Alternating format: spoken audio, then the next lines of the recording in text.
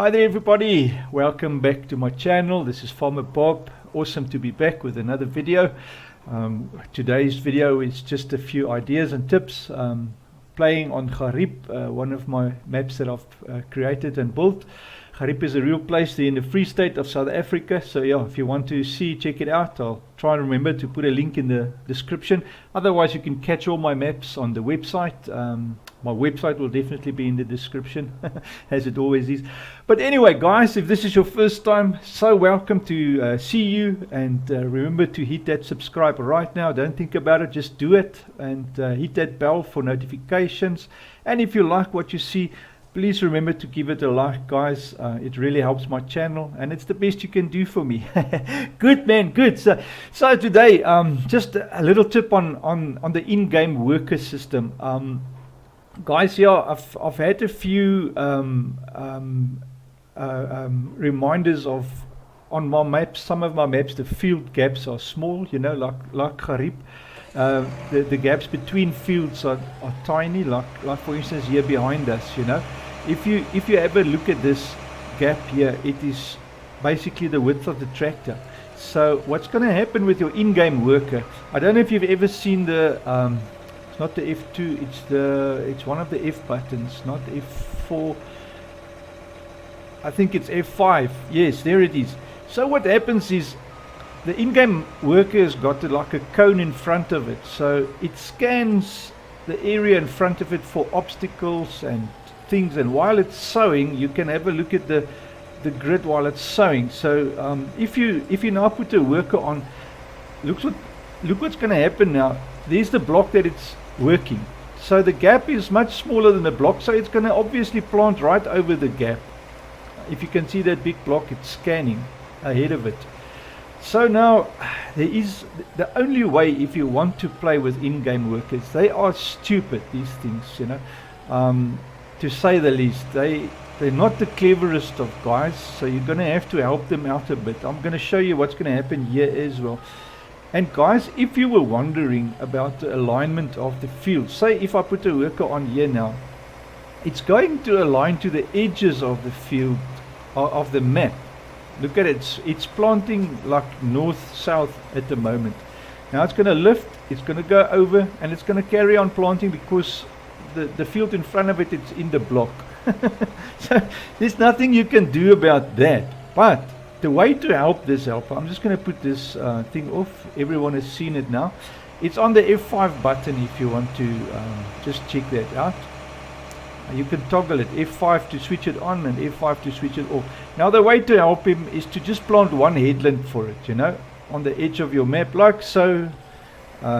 Just plant a headland and the problem is solved. As long as the gap is wider than your sowing machine and the tractor together. So what we're doing now is we're letting the guy know that there's already field here, and now when he's going to plant or sow or whatever, or even plowing, this works on plowing as well. So now he's going to see that there's a substantial amount of gap before he has to plant again, and then he's going to make a turn around, you know. So he's going to recognize it as sort of the end of a field or the beginning of the next field, because there's already crop now there. So if I make a U-turn and I do the same thing here, going to go H. That's why I will never suggest, especially on a map like my maps, I don't have square fields. Not most of my maps don't have square fields. There is some maps that do. You see now, it's picked up. Oh, it's picked up. Ah, that's the end of the field. So now we're going to have to make a U-turn. You see, let's just have a look what it's doing. But like I say, these in-game guys, they're not very bright. There we go. So now he's decided, okay, this is the end of the field, you know. So he's going to make a U-turn and carry on sowing as if this is the field that he's busy planting, you know. So just a tip there, guys, on these in-game guys. I wanted to show you as well. If you look at, let me get out of the tractor. Let this guy carries on. If you look at this, the alignment here. If we go up, let me just put my flight tools on so we can fly up a bit. Oh, it was on. Great. If you look at this, there is the corner there in the back there. So your fields normally goes east, west or north, south.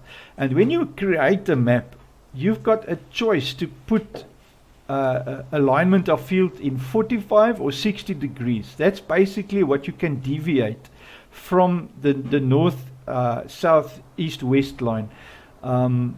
So it is very difficult on a map like this one I've made, where the angle is like 25 degrees off the north, for instance. So then it becomes, the in-game workers will always go skew like that, because there's no other way for them to go, because they can't align to a 25 degree angle. If I take that worker now, for instance, let me just quickly show you. Let me just jump into this guy again. So if I take this guy now, I can align him now on a 45 to let me just get him here. So if you now go that way, for instance, you see he will work 45 off that one, but there's no way that he's going to align to the actual angle of this field. And even when I create the field in Giant Editor, there's no way for me to actually select the actual angle of the field. I don't know of a way to do that, because the editor itself gives you the option of, I think it's 45 and 60 degrees, and that's it, apart from obviously 0, 90 and the others, which is the standard. If you don't put an angle to it, the field will automatically align to that, and which in this case is, because I never bothered to give angles to my fields, But anyway, guys, that's what I wanted to show you. And even on Gariep, if you go to the same problem here, the same problem with the small fields like this one in front, 11 and 12, it's going to cause the same havoc there. It's going to drive over the gap between the fields, because it doesn't know that there's a gap, because that box in front just sees, oh, there's some more field to plant. It doesn't know, for some reason the in-game workers doesn't work with the field numbers. They work with soil that's cultivated or needs to be planted. If they worked with field numbers and field edges, yes, then I think it would have been great. So that's why I always, to everyone that plays the game, suggest use Courseplay, man. That is the best tool for the job. If you go into Courseplay, I'm actually not in Courseplay. There's Courseplay now. I can now choose field 11. Go in there, take field 11. Let me do a new one from scratch for you. Go course generation. You select this little one, which is field work. Go course generation.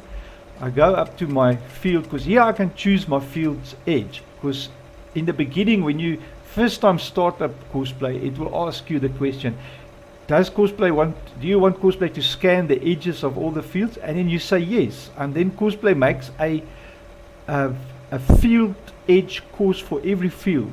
And now we've selected that, you say how many headlands you want. If you don't want headlands, you go for it. But in this case, I'm going to leave it no headlands, just to show you. You click at the bottom, generate it, and there it is. It's create a map for field 11. So now I can just say to it, reverse a little bit. And this is a massive cedar for this small field. Obviously, it's an overkill, guys, like totally overkill. But anyways, we're going to go start at the first waypoint, drive the course. It's going to plant corn for us. And now you will see this guy is going to follow the course, and it won't deviate from the field. But if I put the in-game worker on here now, I'll show you now what's going to happen. So now this is the Courseplay worker working, and it's going like a Boeing. Just want to sit here. And this guy is also going to plant a bit into the field, obviously now, because it overlaps wider than the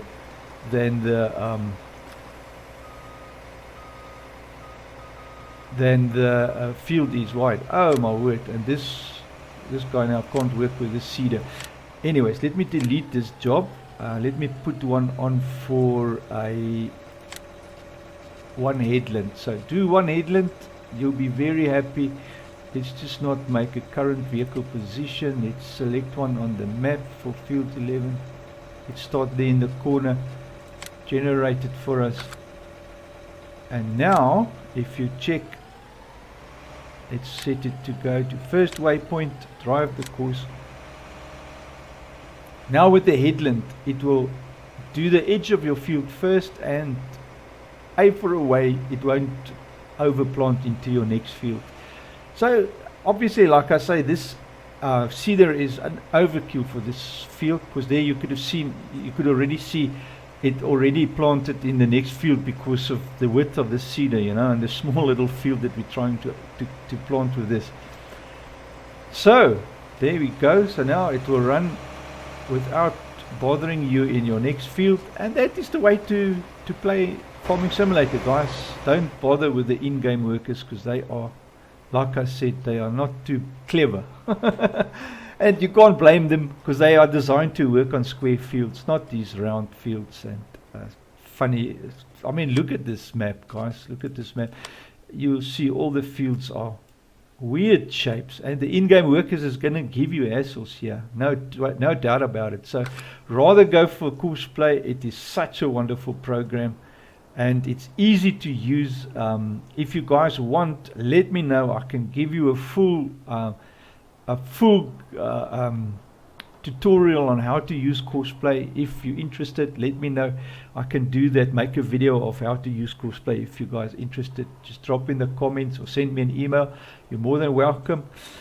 Alright guys, well, bless you and have a wonderful day. Thank you so much for watching. Remember to do the subscribe, hit the bell, and hit the like, please. It helps me out. It's the best you can do. Thanks so much for watching, guys. Until next time, cheers.